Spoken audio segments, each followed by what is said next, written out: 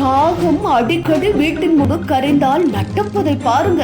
உடனே தண்ணீரை தெளிச்சிடுங்க. பொதுவாகவே காகம் வீட்டின் முன் கரைந்தால் அது சிலருக்கு நல்ல சகுனமாகவும் சிலர் கெட்ட சகுனமாகவும் பார்க்கிறார்கள். அதுபோல காகத்தில் 2 வகைப்படுகிறது. மணிக்காகம், அண்டங்காகம் என்று கூறுவார்கள். காகம் என்றாலே சனீஸ்வரனின் வாகனம்தான். வீட்டின் முன் காகம் கரைந்தால் அப்போ என்ன சொல்ல வருகிறது, மேலும் அந்த திசை என்ன உணர்த்துகிறது என்பதை எல்லாம் பற்றி விரிவாக இங்கு பார்க்க இருக்கிறோம். வீட்டின் முன் மாடி அல்லது பால்கனியில் தனியாக அமர்ந்து உரத்த குரலில் காகம் கரைத்தால் அது விருந்தினர்கள் வரவோ மகிழ்ச்சி தரும் செய்திகளோ வந்து சேரும் என கருதப்படுகிறது. குறிப்பாக காலை நேரத்தில் இது நிகழ்ந்தால் அந்த நாள் முழுவதும் மன நிறைவு தரும் என்ற நிகழ்வுகள் நடைபெறும் என்ற நம்பிக்கை இருக்கிறது. இது போன்று நிகழ்ந்தால் சிலர் அதனை முன்னோர்களின் ஆசிர்வாதம் என கருதி அன்றைய நாள் பணிகளை தன்னம்பிக்கையுடன் தொடங்குவார்கள்.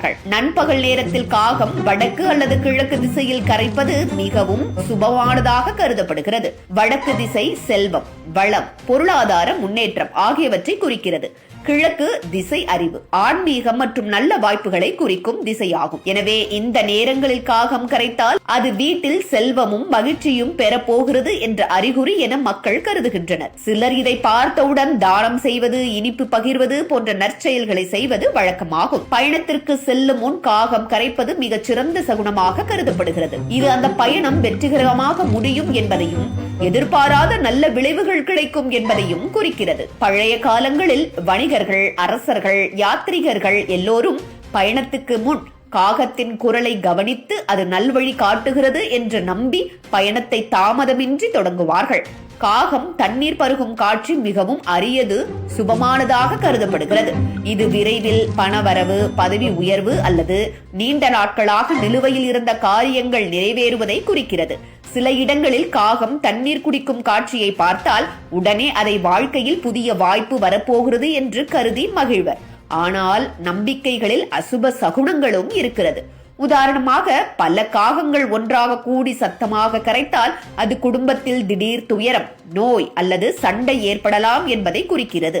இது போன்ற நேரங்களில் வீட்டில் தூபம் ஏற்றி வழிபடுவது, பித்ரு தொடர்பான பரிகாரங்கள் செய்வது வழக்கமாகும். காகம் தெற்கு திசையில் கரைத்தால் அது பித்ரு தோஷம் இருப்பதை குறிக்கும் என நம்பப்படுகிறது. இது முன்னோர்களின் ஆசிர்வாதம் கிடைக்காமல் வாழ்க்கையில் தடைகள், தாமதங்கள் ஏற்படலாம் என்பதை குறிக்கும். இதற்கு பரிகாரமாக அமாவாசை தினங்களில் முன்னோர்களுக்கு நீர் தர்ப்பணம் செய்வது, பித்ருக்களுக்கு அர்ப்பணிப்புகள் செய்வது நல்லது என கூறப்படுகிறது. வீட்டின் முன் அல்லது வளாகத்தில் இறந்த காகம் கிடப்பது மிக கெட்ட சகுனமாக கருதப்படுகிறது.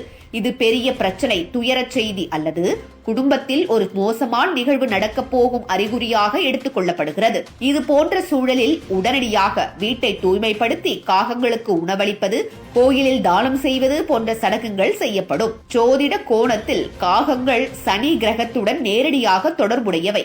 குறிப்பாக சனிக்கிழமைகளில் காகங்களுக்கு உணவளிப்பது சனி தோஷத்தை குறைக்கும். அதுபோல ராகு கெட்ட நிலையில் இருக்கும் போதும் காகங்களுக்கு உணவளிப்பது நல்ல பலனை தரும் என கூறப்படுகிறது. இதனால் பலர் தங்களின் வீட்டின் முன்பாகவே காகங்களுக்கு உணவு வைப்பது முன்னோர்களின் ஆசிர்வாதத்தையும் கிரக தோஷ நிவாரணத்தையும் பெறும் ஒரு வழிமுறையாக கருதப்படுகிறது.